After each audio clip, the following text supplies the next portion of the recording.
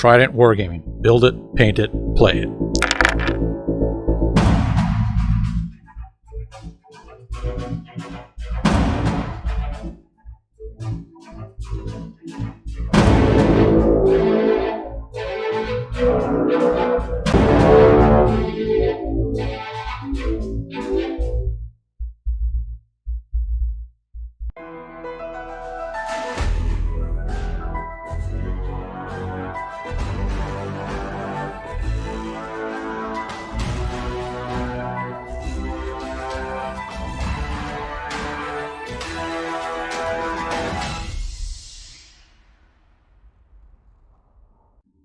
Hey everybody, if you're kicking it with us here on YouTube, you watched our new sponsor video, which is from Battle Bling. We had a bit of a collaboration talk here on the weekend, so they're going to be sponsoring the channel with some really neat little goodies from sample boxes from Titanicus, Age of Darkness, the Titanic bases, nameplates, all sorts of stuff that you can get available from their store. And if you're following us on Patreon, thank you, Dustin and Frederick, you actually get access to our discount code, our exclusive discount code. So if you are interested, check out the links in the description, and we'll jump right into some sweet hobby progress. You are getting hit with the triple threat. Myself, Andy, of course, and we've got Arthur. Howdy. Yeah. So these days I think I prefer to go by Farseer Zoe. Now that we're back on that Eldar train, Hyper 40K. There you go. We're going to be chatting all about the Warzone Winterfront event that just finished up here over the weekend. It was our first official multi-system event for Trident, where we were able to host a 40K RTT and a bolt action event, which was pretty successful, I have to say. Before we get too carried away, I guess hobby stuff. What have you guys been doing hobby-wise? You guys been sloughing around like me, or you guys been nose to the grindstone? Because I've been doing fuck all, I won't lie. Andy, you first? I'll go first. No, I just still grinding away at the Thousand Suns. Painting that red, getting the gold trim, too much trim, way too much trim. Not as much as the trim that Bill's had to paint in the recent. I was say only Chaos Space Marine players can complain about trim, man. I was starting to put on the colors for my heavy support team, my last cannons. That usually don't last too long in a game, so kind of sad to get them all painted up and then just wiped off the board. Other than that, trying to get a couple more models together as well for the Thousand Suns.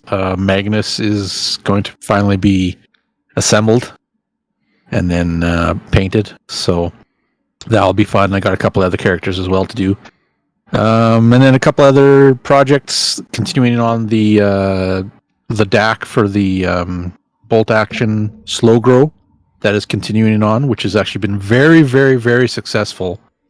We've had 3 turnouts and completely full house at the local store. I actually haven't even played in the 3 times that we've actually gotten together, so which means it's really good. So I'm very proud of that. The Desert Force, and then a couple of other little tidbits here and there. That's kind of where I'm at. And yourself, Arthur? You know what, man? At the start of the year, I set out to achieve some goals, and it was win 1 best painted, 1 best sportsman, and 1 best general. And I'm proud to say we've checked one of those goals off. We have won a best painted so far this year, right. And it's February. It's February, boys. That being said, we're going down to Calgary this weekend, so I've been hobbying like crazy to try to craft an Eldar Craft Worlds list and have it painted in the new Ark's Omen meta. So I've been on a painting spree. 6 shining spears, some of the most beautiful models I've ever painted, done. 6 new Wind Rider jet bikes, done. 6 Shroud Runners. The Shroud Runners are wild. The new Ranger models are insanely detailed, done. Jane's Art, done. A Falcon, done. Freehand, everywhere. It has Seen been that. like non-stop. I said, Jen, don't bug me. Work, don't bug me. I have locked myself in the studio, and we're going right until Friday to get it down. So we're going down to Calgary. We're taking home some hardware. That's the plan.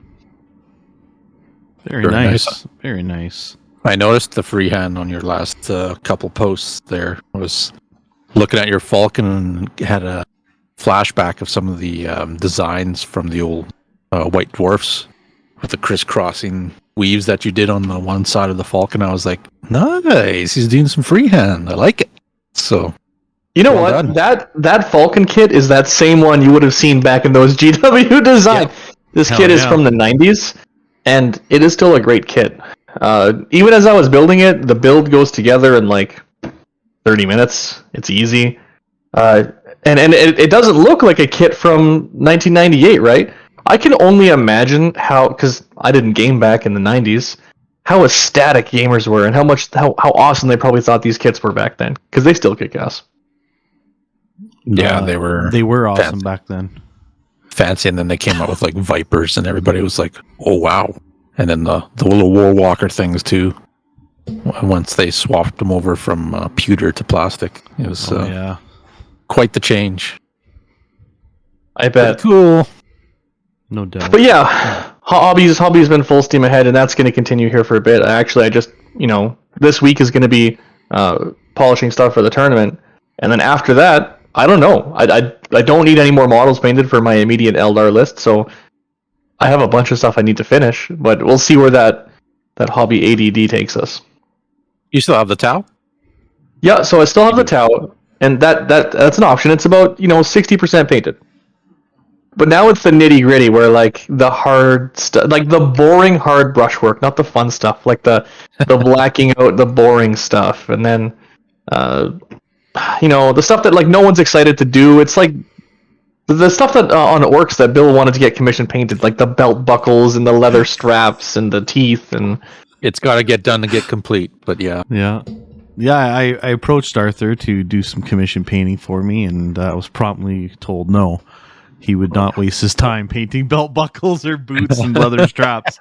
yeah, he did the fun stuff. Yeah, I did. And I was like, I don't want to do this extra shit. This sucks. God, Bill, it's like the old days when we'd transfer over your tournament works. Oh, You'd my. paint a portion and I would God. paint the other portion. That was awesome. Shit. That was awesome. Yeah. Not working. And Bill's like, I need these painted here. And there's Yeah. like 40 boys in your face. Yeah, I took Jeez. an early layoff, and this was years ago, and yeah, we ended up cranking out a full 1850 point work list back Yeah. in 5th edition. That was legit. You know what's funny? I was talking to someone at the tournament we had here, Winter War, just this last weekend, and he said that he has seen an increase in the amount of people playing painted armies. And I can't speak to how that has been in other systems. Like, I don't know, paint technology and resources have gone a long way, especially with like how much content there is on YouTube and some of the new technology like contrast paints. I can only speak to 40k. But what I have seen is since they have implemented the battle ready rule, there are just simply more painted armies. I Like, agree with that. take a look. This last weekend at Winter War, how many unpainted armies did we have? At an event where you did not need to be painted? Not many. One. Yeah. One. Yep. Even on bolt action side, there was more painted minis than not. Yeah, which I is do know only a that- good thing. Yeah, yeah, for sure. And it's funny, you mentioned that because you're strictly doing 40k, talking 40k there. But I've been in a lot of different games the last 6 months or so. Everybody's paint, from Star Wars Legion to Marvel Crisis Protocol to Bolt Action to Heresy, 40, you name it, it's there, right? So that's good. That's. I think that's what. Well, I know that's what we want, right? No, absolutely. And painting's painted. I don't care if you're going slap chop or if you're trying to just go all airbrush and heavy brush work. Painted's painted, right? It's better than gray, no matter what. So Yep. It's nice to see. Speaking of hobby ADD, I've kind of been all over the place a little bit. organizing, trying to get a whole bunch of stuff ready for Warzone Winterfront. And then obviously preparing for mid-April here when we've got the Iron Without, Fratricide and the Ghoul Stars, Horus Heresy event coming up. So I've been doing a lot of behind-the-scenes background work, trying to get everything prepped for that. We're starting to dabble into dice territory, so we were doing some samples, half of which weren't available at the time. So then we decided just to throw all that shit out the window and rock out these really sick-looking green ones. If you've been looking at the socials at all, we kind of been probably seeing some of those pop up. And then, we're looking at doing tokens and a whole bunch of extra stuff for all the different systems we're going to be hosting event-wise, which would be nice. Yeah, they're pretty much that wicked neon green, which I think will pop a lot on the tabletop, which is nice. Absolutely, it will. I did get a Chaos Space Marine Terminator painted up in my Black Legion colors. Was really digging that. I know I've totally dropped the ball in progressing my Germans for bolt action. They're primed. They're not bare plastic anymore. Counts You as a still color, got 7 right? months. You still got 7 months. That's true. Well, it won't take long, realistically. I am waiting on my Hitler Youth from the 3D printing. Hitler Youth? Is that actually a kit they have in bolt action? You can. They do, actually. You can buy it. It's a set of 4 models, I think. Yeah. I opted for a 3D printed set of 12, so they're all kind of different, and they look legit like kids in German army uniforms, and roll them with rifles and Panzerschrecks and all sorts of stuff, which is cool. It's going to be neat. I'm also waiting on a couple of motorcycles with the MMG. I wanted the army to play a lot different than my Americans, which my Americans were very foot-based and all over, and with my bolt action Germans, they're going to be an SS type of elite army. So I'm kind of looking forward to painting them up, having fun with them. Probably do my armored car up in a medic field car colors, right? So if you shoot at it, I'll just say that's like war crimes. And if you're firing at my Hitler Youth, I'm just, they're just kids. Don't do it. Kind of one of those armies just, to have fun with and to kind of, fuck around, make it a little bit controversial, but that's kind of the goals. I'm kind of waiting on a whole bunch of stuff because I'd like to spray it all at the same time. I don't want to get caught into this generational thing where, oh, look, I did 3 main batches of spraying my army, and it's all just a little bit of a different color each time, which sucks. If you start getting to be a chemist and start mixing into the airbrush too much, you can very well come up with that. So it's better to wait for one massive session, in my personal opinion, and do it all at the same time. Gone through that a few times. Yeah, we've been there. So especially with the heresy armies, actually. Yeah, one and done. That's it. And write down what your formula is so you don't fuck it up, because I've been there too. You have a wicked test model, and then you just can't remember what you did, and that sucks. So was this a 40-40-20, or was this the 30-40-30? Yeah, exactly. Was this game color? Yeah, it's hard to remember. So, oh shit, what leather was this? Yeah, and you're like, God damn, this looks close, but it's not quite it. So, that's pretty much what I've been up to. So, definitely stay tuned to the socials. There's going to be a lot of stuff coming. There's going to be terrain reviews coming, and then obviously all the kits and stuff that we're going to get from Battle Bling. So, lots of exciting times. If you want to jump on the Patreon, like I said, to see kind of more behind the scenes stuff, that's kind of where we're going to be posting it first. But besides that shameless plug, I guess we can kick off to actual event stuff, the meat and potatoes. Warzone Winterfront. It was a 3-round RTT for 40K, and then a 3-round gaming type, I guess technically like a narrative event for bolt action. Yeah, makes sense. You want to talk about bolt action first, or go ahead, Arthur? Thumbs down, thumbs down? Bolt action. I'm kidding. Get in there. Go ahead, Arthur. Go ahead. This was one of the very first tournaments you could have played the new Arcs of Omen GT mission pack in. Yes. For those of you kind of out of the loop, every 6 months, Games Workshop releases a new competitive mission pack. And alongside that, they have some balance tweaks. And they throw in some special abilities. So, for example, last season, Space Marines pretty much got +1 to their armor save, as well as most power armor wearing friends. This season, they took that away, and they gave a new detachment for everyone to play with, as well as some balance changes. And it's shaken everything up. It's really taken some of the big top dogs, and then hamstringed them. And if they're a Tyranid, they hamstring them twice, and then it put a bolter right to their forehead, and then they threw a frag grenade in the hole, right? Like, there's been a lot of changes. So I was really curious to see, for this 3-round RTT, one, what the armies were going to look like, how players are adapting their list building to the new game type, and who was going to come out on top. And I was frankly surprised. Games Workshop, in their, their 3-edition tradition at this point, maybe longer, I think 4 actually, have given Space Marines some sweeping buffs and some free points at the end of an edition to try to make the poster boys feel like the poster boys, and they came out swinging. We had some people who are not typically the people you see at the top tables make a very close run to the top tables with some absolutely nasty Space Marines.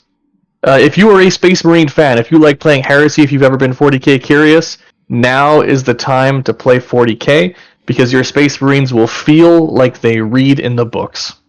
Huh. It was kind of wild. It is true. It is true. They kind of got stripped back to their Codex release rules, essentially, because Armor of Contempt's gone now. And obviously being able to stick and stay in your Devastator Doctrine and not have to be forcing yourself to shift out of it was a huge step up. Iron Hands are definitely the boogeymen that they were back in 8th. But there was a few different chapters floating around. Like the Imperial Fist Army was taking names, man. I had a great time watching. I watched most of Imperial Fists versus Votann, and that game was wild. Yeah. Imperial Fists had some really good shooting, and I think he was playing some heavy intercessors, so they were kind of thick boys.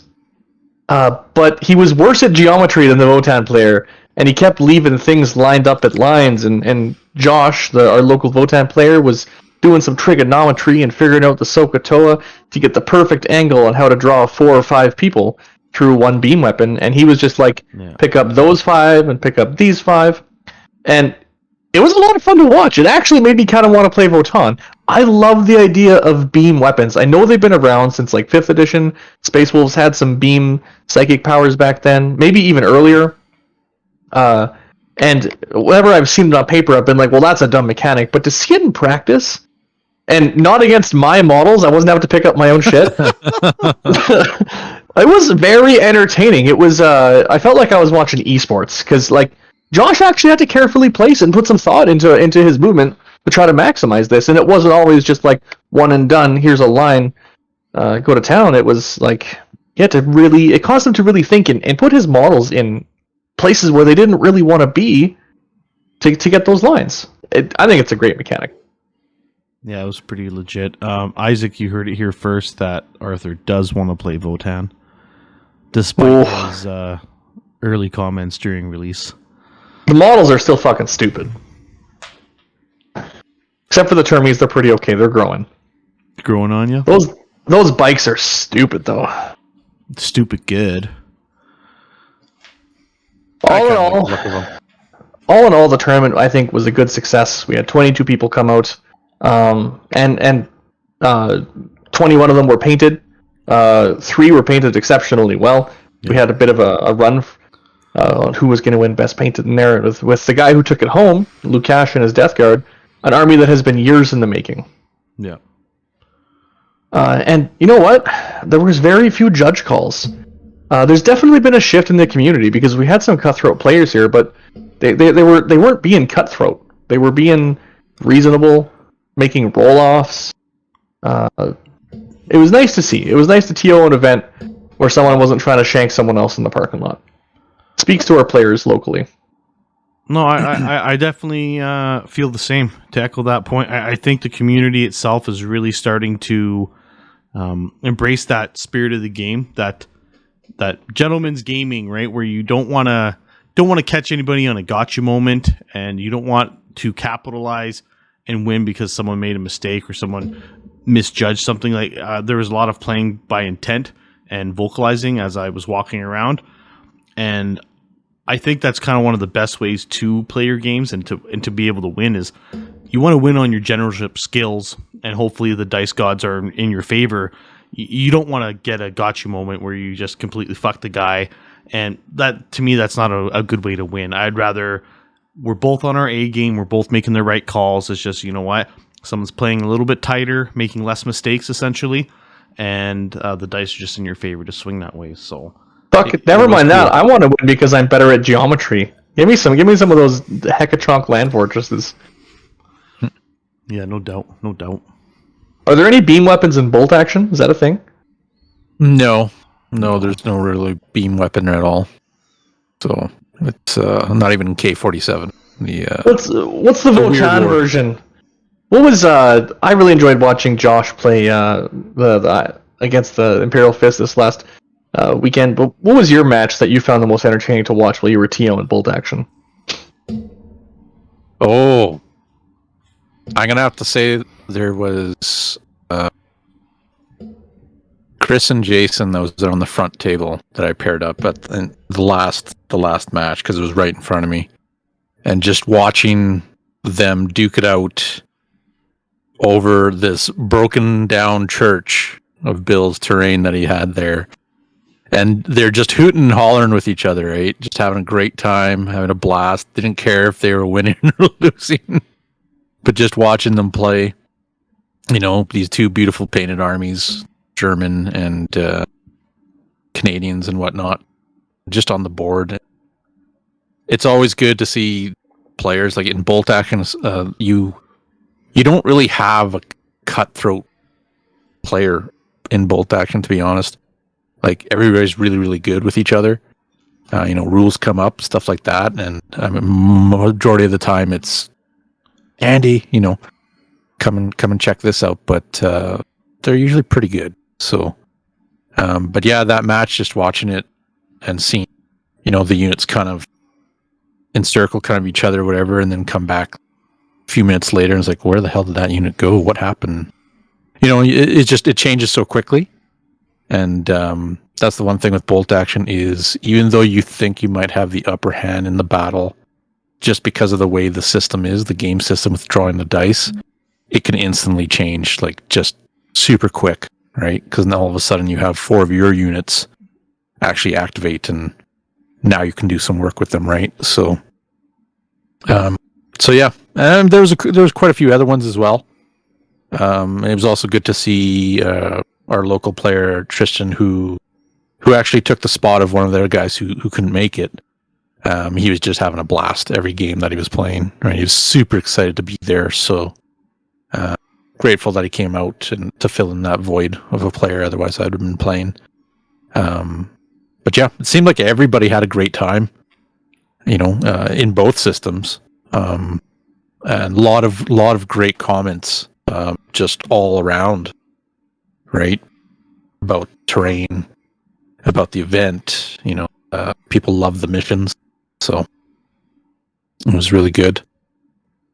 Yeah, so That is something to be said. The bolt action tables are looking pretty legit, and obviously the 40K ones, like we strive to make them as best as they can be. So nothing but positive comments. Some of the best terrain that people have been playing on the last little while, which is really nice to hear. The main focus is obviously to continue to improve and to continue to expand the collection. So we're going to keep coming up with nice terrain for you guys to play on, and moving forward, eventually probably start shifting the bases to like the clear plexiglass bases, so you can actually see the objectives underneath. So it's just more transparent and easier for gameplay, because essentially that's kind of what we're trying to focus on. That's my main goal as a organizer, is I want to have awesome terrain that people play on and makes the gameplay that much more fulfilling. So, but it was nice to see everybody enjoying it. yeah, it's you know, we're going back to the terrain and the tables and everything. It kind of threw me off when we were there the Friday night setting up, because I'm so used to setting up now a thematic kind of table, you know, for bolt action, right? For for guys to play on and whatnot, and busted out my 2 custom tables, which I have a theme to, with bocage, and then like an industrial sector that's all fenced off, and then Bill's rundown little village with the church, and then our friend Jason, who comes onto the show with me a lot of times, he let us use 2 of his desert maps, which one of them had like elevations to it, which was pretty neat because you don't see that too often, like hills and stuff anymore. And then the other one was kind of a flat base, kind of like compound. But when we were setting up and you guys are doing the 40K and whatnot, I looked over and I was like, why aren't you guys setting that stuff up? But then it dawned on me that 40K, the players Player placed, bro. place the terrain, right? So it was like, oh, that's right. But then, looking over at the bolt action, I'm just looking at theme, right? So now, later this year, the whole plan is to get a couple more tables built, with that kind of theme, and also being able to shake up some of the old tables and change them up in a different way that you're still using that terrain, but now the look of the map kind of changes, right? So, like Bill said, definitely the goal to get more terrain going, especially on my side for bolt action, and then just making it thematic, and then also working on special missions and special little interactions with like terrain in the actual mission. Like I have the bocage, which everybody loves and hates at the same time because it's just such a dirty, grindy fight, close quarters. But there are rules for getting through the bocage and stuff like that. And then the other one was with the fences, where your unit can go in and half your unit can spend time cutting the fence to make a hole, and the other part of the unit is suppressing fire, right? Cover fire. So it gives it that feel that your units are trying to punch through, and changes the game up a little too with objectives and whatnot. So, but everybody had a good time. Everybody loved the tables. They really enjoyed the missions, which I actually took the missions from the other podcast there, Juggernaut podcasting group there. So there were 3 different missions that none of us have actually ever played, which was cool, and it worked out quite well. So just shows that making some custom missions for, at least for bolt action, that is definitely viable, and just have fun with it, really. That's awesome. Yeah. Nothing wrong with I am that. so appreciative to have a terrain like Bill has for these events, but to be able to have player-placed terrain. I have never lost a game because of terrain and player-placed terrain, but I have lost more games than I could count because of just terrain that's thrown out that you don't get an impact on. Because you get a bad deployment against a really good shooting army, and all of a sudden you don't get first turn. Well, that's just GG. That feels bad. Yeah, and that's the difference between the systems too, right? So like bolt action, you don't really get that too often. Well, you got alternating activations, right? So like, yeah, it was. I mean, someone, if they had the dice gods with them, right? Maybe. But that's alternating activation. Yep. So different game, different mechanics, different turnouts. We've all been there too. Like you said, you just get that shitty side of the table, and okay, well, this is one and done. Exactly. I do feel that the player place terrain really helps mitigate that. Obviously, having good terrain on the table helps with that, is obvious, pretty obvious that way. I know even myself, I've been showing up on Thursdays trying to get my 40K on and learn more in the system and get kind of comfortable, because as 10th is starting to loom over the horizon, I want to get my head wrapped around the rules enough where I can start to build armies and learn, know my secondaries and learn just how to play the secondaries, which has been really helpful. But I've even found getting into the habit of placing your own terrain and essentially kind of having an idea in mind when you are placing it based on the missions you're playing, it can really be impactful. So it's a really cool added mechanic to the game that just seems to take it to that next level, especially for match play. So So speaking of 10th, like, do you guys think it's going to be very different, or is it going to be? There's been lots of rumors coming out, but there hasn't been any official leaks. The difference between a rumor and a leak being a rumor is an unsubstantiated thing where someone just says something, and a leak is what they have some sort of proof to back that up. And this last year, we've had a lot of really good leaks come out between the codexes. And, like, honestly, GW is probably in charge of, like, the organized leak department. It's been radio silence on the format and structure of 10th as far as leaks go. So to say what it's going to be into it, what it's going to be like, is hard to say. Is this going to be like a 7th to 8th carryover, where they radically change everything with an index and a completely new rule set? Or is this going to be like a 6th to 7th, where they're tweaking, right? We don't know yet. It's tough to say. I'd kind of prefer a tweak personally. I know that No Wound rumor, which was fake, came out, and although I didn't quite hate it, I didn't love it either. I wouldn't mind the game to kind of get updated as is for now, and to play, in 10th, just to continue on and carry on with improvements that they need to make or that they have made. All the books get refreshed, essentially from FAQ World, which would be pretty nice. But that's wishful thinking, I guess, on my part, just because I don't like change. Too many systems, a lot of different changes, additions, erratas, which can drastically change the way the army plays, which is good and bad. I guess keeping it fresh is important too. So, well, knowing that GW wants to sell another 30 codexes or whatever, however many there's in the game, and nobody wants to buy a codex that feels worse than their current one, I am of the belief that indexes are likely. Because how do you take, like, all the codexes right now, they feel, for the most part, fucking awesome. Or they did when they came out. Yeah. And they did that by, like, pushing AP and pushing offensive power to a point where the game is, like, a little bit too lethal. That part's true. So, what do? Do we release another codex that's worse than the one we just had? That doesn't make sense. No one's excited about that. That's not going to sell models. Or do you sell an index and you put everyone at the same playing field, and then start that hype train rolling again? Yeah, it's possible for sure. Yeah, like I've kind of been out of the loop for so long now that just watching the games being played and stuff, it's kind of hard for me to tell, like, what's really kind of good, what's strong, what's not, that kind of thing. So that's the question coming as what do you guys think 10th is going to be, is kind of my curiosity, right? Because I do want to give it another shot, right? I talked to Bill about it. Try to give 40k a shot.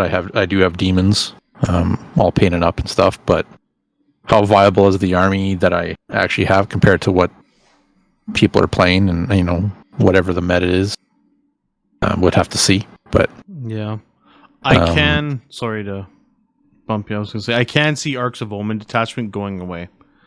I think right now, it's right now like a big free for all. Play whatever you like. Hey, this is awesome. Just no rules. Just summer party. Oh, is that what that one is? Oh, okay. And it's essentially you don't need troops.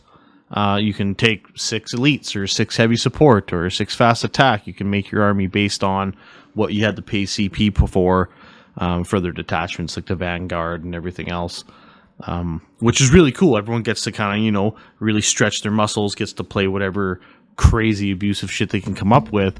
My only issue with that is eventually order will come, and it'll probably come just when the season shuts down, and they'll release it, and then the Arcs of Omen will probably still be available, like that detachment, but you'll probably be paying 2 or 3 CP for it now, and they'll have something else that rolls out with 10th that's a little bit more balanced, a little bit more keep things in check. I can only guess, but I don't know. It's kind of my assumption. Yeah, I'd say it's fair to say the Arcs Omen detachment's going away. And we will return to some sort of semblance of like a combined arms attachment. I love the idea that armies should have troops in them. That makes the most sense to me. However, troops always feel really shitty. They've done a rather poor job at making troops feel cool. Because why do you want to buy a troop when you can buy the slightly upgraded elite version that does everything better and looks cooler? Agreed. Well, and that's kind of the issue, is not all troops are created equal. So some troops are really fucking good, and you can run with an army of them. Harlequins or Scott Scutari, right? Yeah, and then shout out to Scott, who won Winter War with an army that has like a 38% win rate. Yes, you are the 40,000 Scott.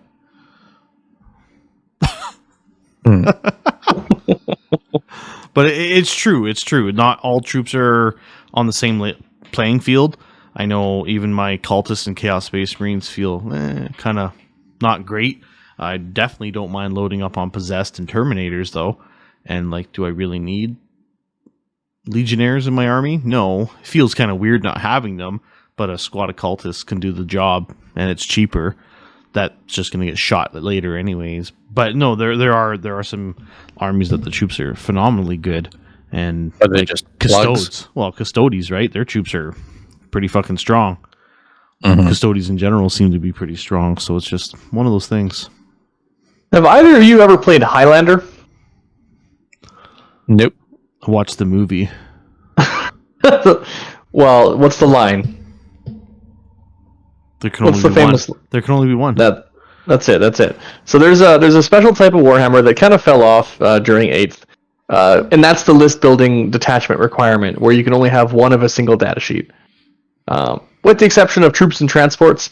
But in that case, you have to take one of every type of troop or transport before you can take another one.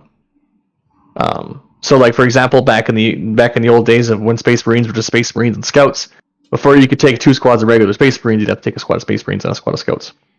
I fucking love the idea of playing a game of Highlander. Nobody seems like they're into it. Nobody wants to do it. But I think that sounds like a hilariously fun way to play Warhammer, where you absolutely can't play just the most busted shit. Mm. It's more of a balanced, like a balanced force. Yeah, a little bit of everything. I think that's a super fun way to play.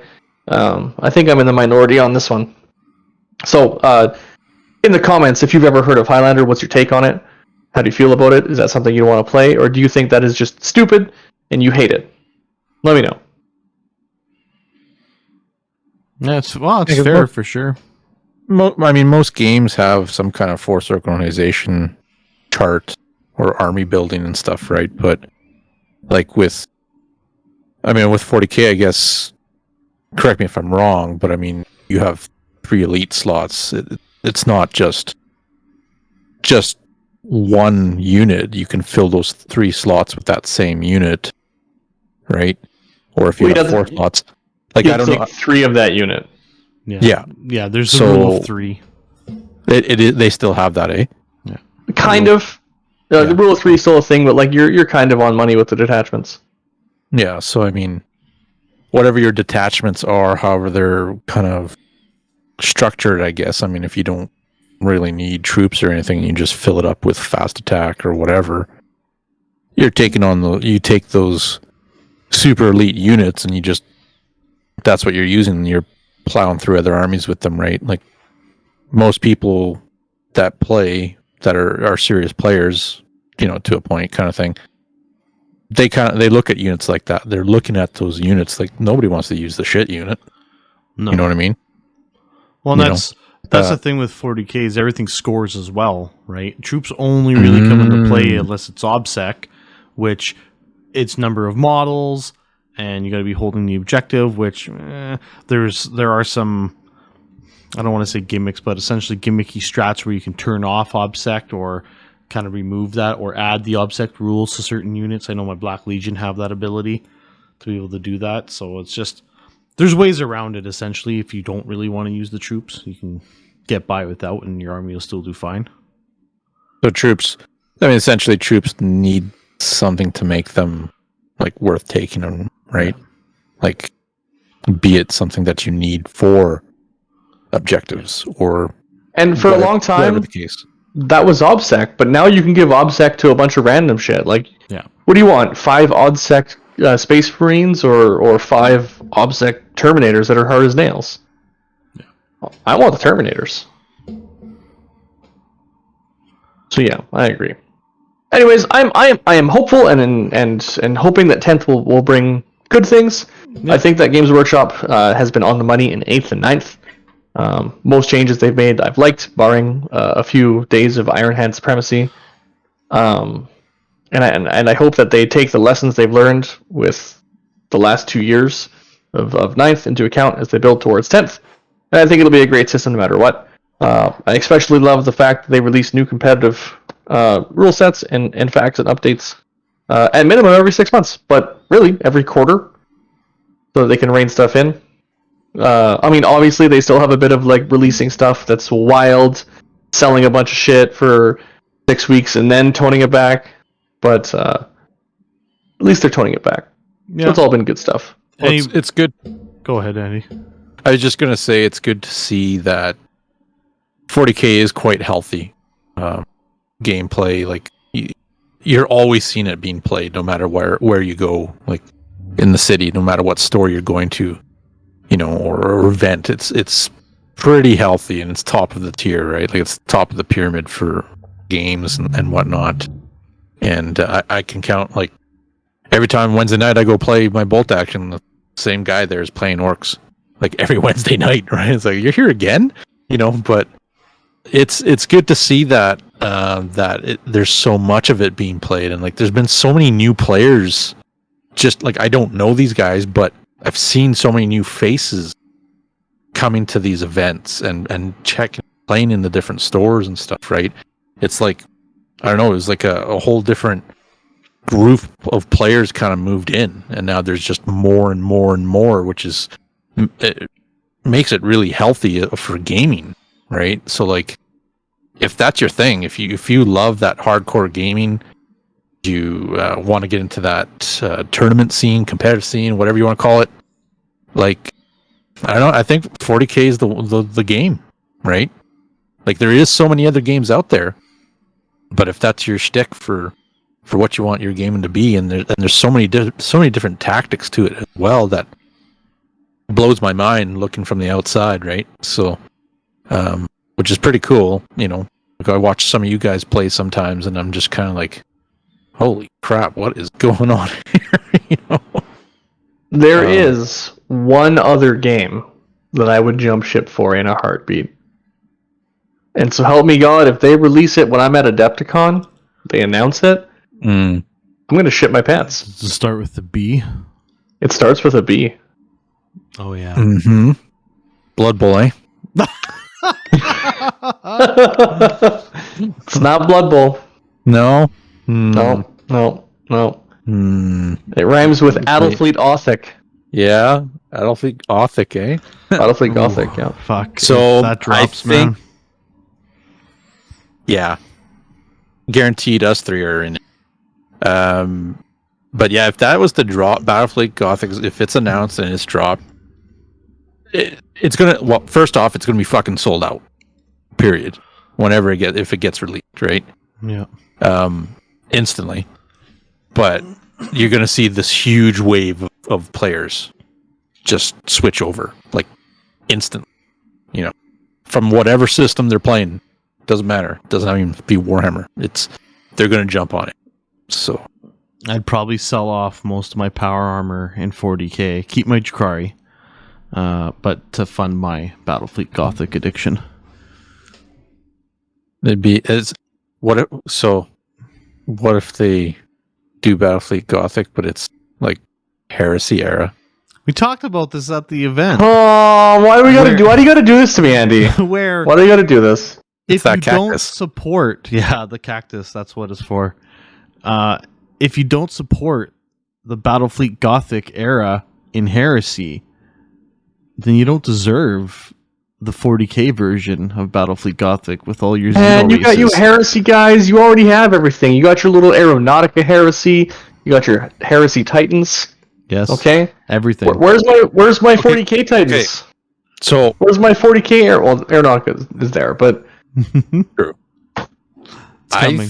Soon. I honestly think, like, yes, Titanicus is Heresy era. Aeronautica is, you can do both kind of thing with that. But essentially, I think that with those kind of games, you could essentially go, or GW could go with both systems, with both universes, I guess, eras, right? They say Horus Heresy is a historical for 40K, 30K era kind of thing. Why couldn't they do that with the other games, right? Same rule set, but you have these different units and stuff that all work, and there might be a couple different rules here and there and whatnot for technology and all that crap, and races, of course. But essentially, they could do that and come out with a whole bunch of expansions and books and model-wise, obviously. And I'm probably going to say it's going to sell. Yeah. Right? Wouldn't you just love to have an Elder fleet? To go with your Elder? Yeah. Right? Holy Iron fuck. Warrior? Stop. I Iron can only Warrior? get so hard, Andy. And then Iron Warrior fleet for your Iron Warriors, or for Heresy era. yeah, and then Stuff when like that that. comes out, you'll get like an Eldar version of Titanicus, so you can buy and play Titanicus with us too. Yep. That would suck me into it. I don't. Does that wreck Titanicus for everyone else though? Like, are they upset if Eldar come into that? I don't think so. 'Cause you Way- could still play original, or you could play against all the Xeno races. See, and that's the thing is, and I'm taking this from the historical side of things, is like in Bolt Action, you have different eras: early war, mid war, late war. Right? Technology changes. Armies change. Other armies' weapons get better. All that stuff. Essentially, they can do the same thing, right? And there's that gentleman's rule or whatever, and you can even forgo that. But you're playing Heresy era, then you're playing against the Heresy era army. You want to play the 40K part of it. You want to play your Elder visits Orcs. Well, go for it. Or Elder visits your Space Marines. I guarantee you, those Space Marines from Heresy are going to be very compatible with whatever else they're going to go against. There's just extra little rules that they would just throw in there for 40K era, right? That's the way I look at it. You have the Heresy era and then you have the 40K era. So, maybe it's an idea. Who knows? But Could be. probably won't happen. I'm assuming they'll probably just target one. Never say never. So they'll probably just target Heresy, but Sad Panda over there will maybe get his Eldar fleets in the I future. tell you what, you can always come and play with my fleet if you really want to get your kicks for BFG. It's hard to You know say what? though. If BFG drops, I'll play, but I don't see them just doing Imperial and Chaos. They will absolutely release those, but like they're gonna have to do. There's not enough there just to do Marine Legions. Are Right, you sure, like- bro? Are you sure? Come on, guys! Like, why would you only sell 2 kits that people are gonna paint in 12 colors when you could sell fucking Marines and Chaos Space Marines and Imperium and Admech and Tau and Necrons and Eldar and Tyranids? In like it all depends on their whole thing of like how much they're going to put into the system. Well, knowing how much they produce these specialist games, fucking like nothing. So, but like the old edition, I guess the current Gothic edition, yeah, it's 40K. I mean, you have everything in it. I think it's probably going to be going 40K. It would make more sense to go 40K because you can always play just Space Marines and call it Heresy. You don't need anything special to do that. You can just paint them pre-Heresy colors. Oh, here's my capital cruiser. Well, it's my Gloriana class. I'm rocking in, right? The nice thing, and the only big reason I think that it's more probable that 40K is likely, is to support and come up with alternate ways where you can get into boarding actions. So you can have that sweet 40K fight. Oh, Imperial Fleet versus Eldar, doing your thing on the tabletop. And, oh, look, now we get to play a boarding action mission with your Eldar bullshit and my awesome power armor. And we can fight it out on boarding actions, right? Like, that's what I would do if that was my game, is now you have another layer and you can keep comboing up these layers to, essentially sell the one game. To me, that makes sense. Yeah, that makes sense. I could just imagine the miniature. Yeah, new scale, like capital ships. I was just going to say, like scale, like how are they going to go with that? Right? How big do you think they make these ships, though? Like, fuck, man, I could see like a capital cruiser, 8 inches. All the other ones maybe smaller, like 6, 5.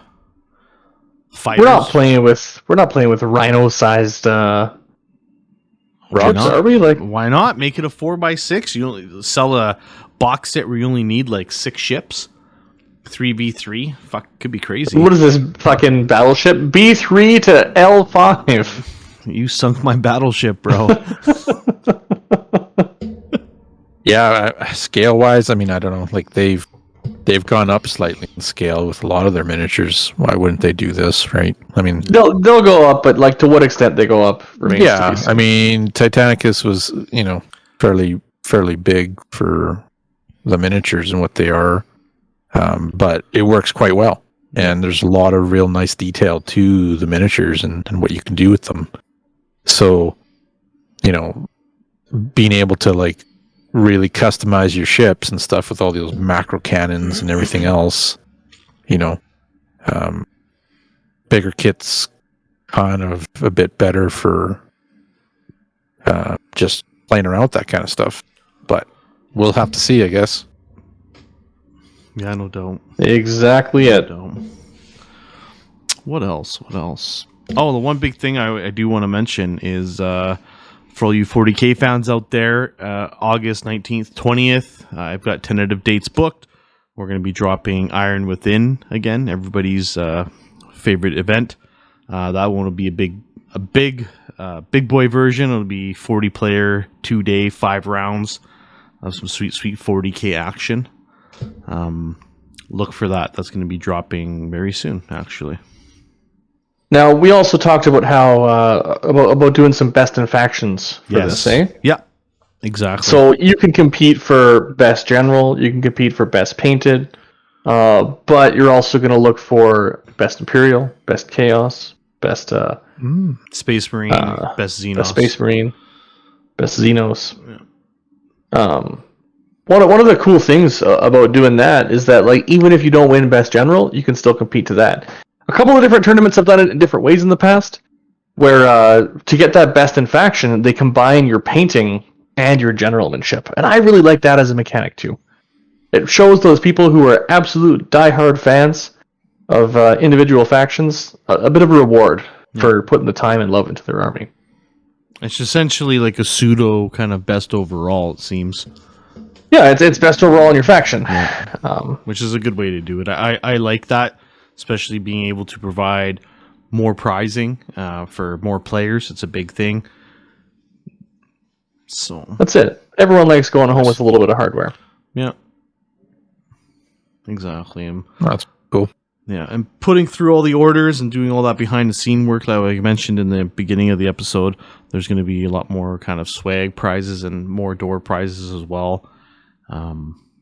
So that should be a big jump up again. So just gotta keep moving the goalposts. It'll either be one of the first 10th edition tournaments or see you later to 9th edition. Yep. By the sounds of it. Yeah, it'll be interesting timing wise. That's for sure. Exactly it. But I think that's almost it. The last thing I'd really like to chat about, if we got a couple minutes here, is Adepticon coming up. Oh yes.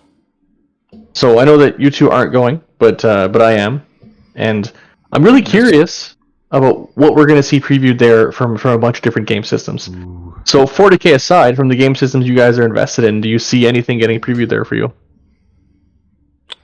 Not for bolt action. They're pretty straightforward with the stuff that they release and whatnot. So they're always sending out newsletters and emails and posting stuff on their pages. So they really don't have releases like that. And they do a lot of vlogs too of what they're coming out with.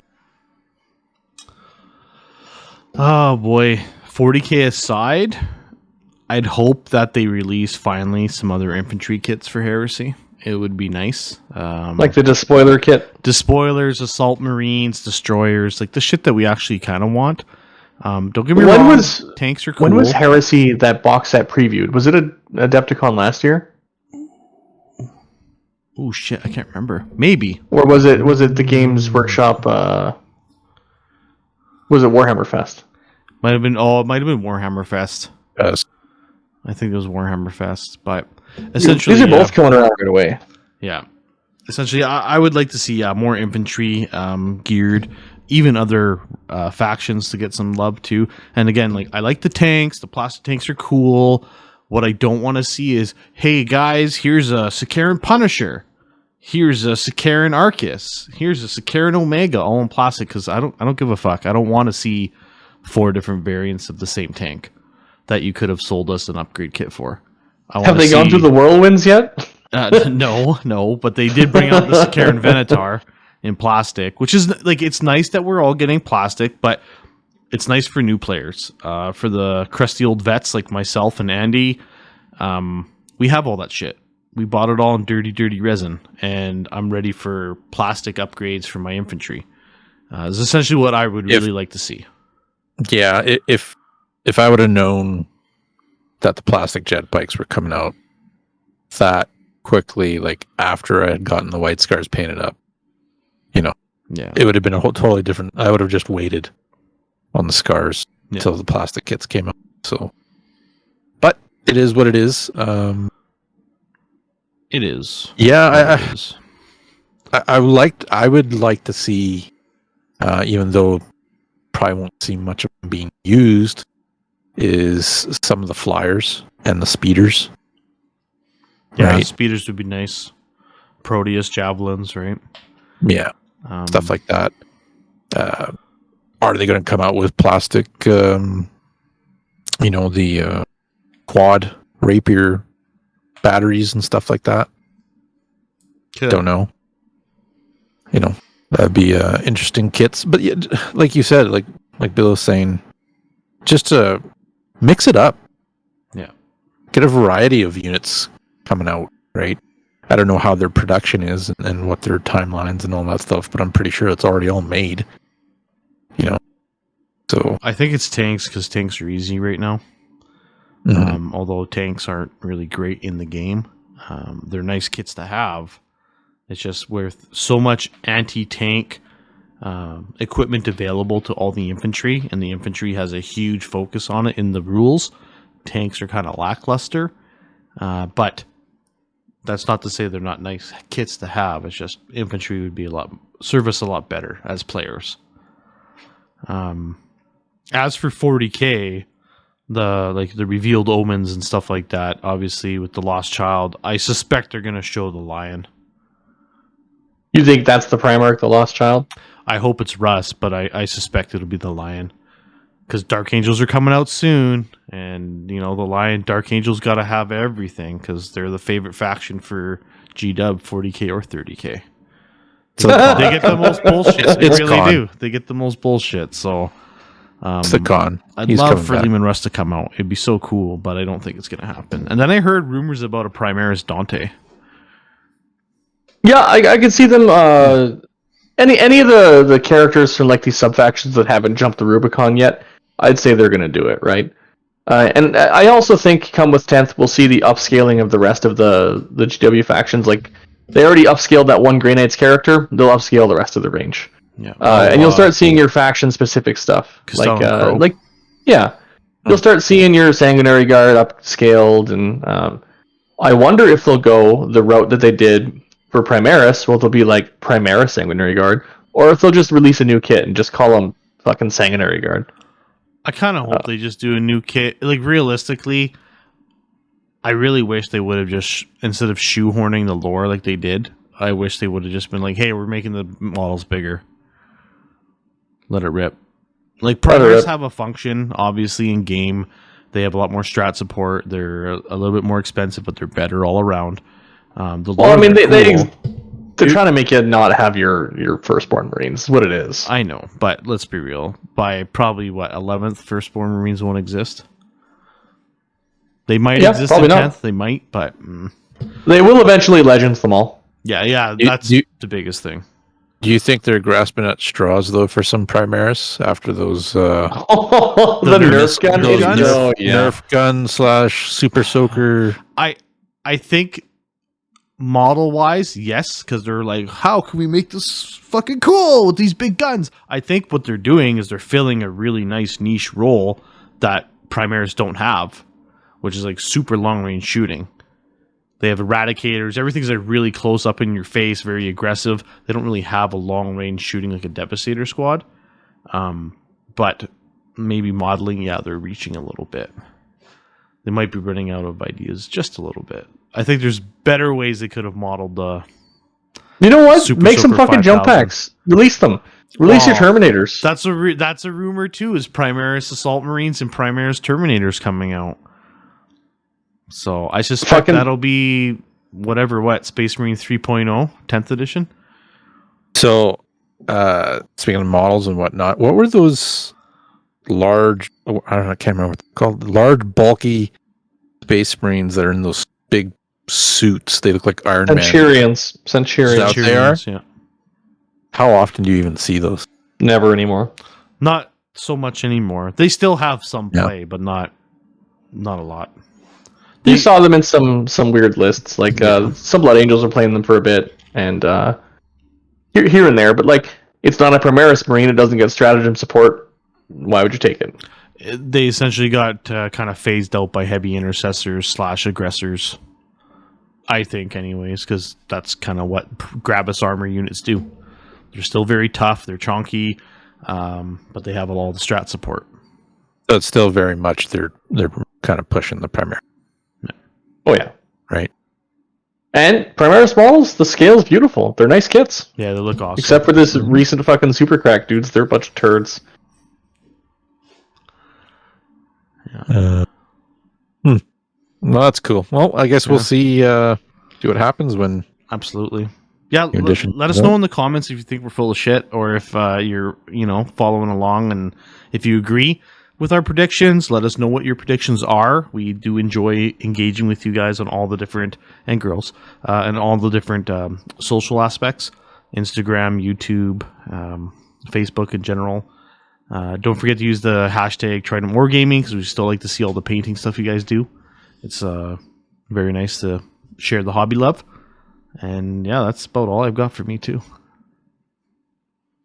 Make sure you let Arthur know that his Elder look pretty. Yes. Please. My happiness is tied to that positive affirmation. It is. And the links to his socials, charging from Deepstrike Studios, is in our description as well. You can also find the link to my OnlyFans. Ooh, woo. Well, awesome. Yeah, thanks for tuning in, everybody, and we will chat with you next week. See ya. Yeah.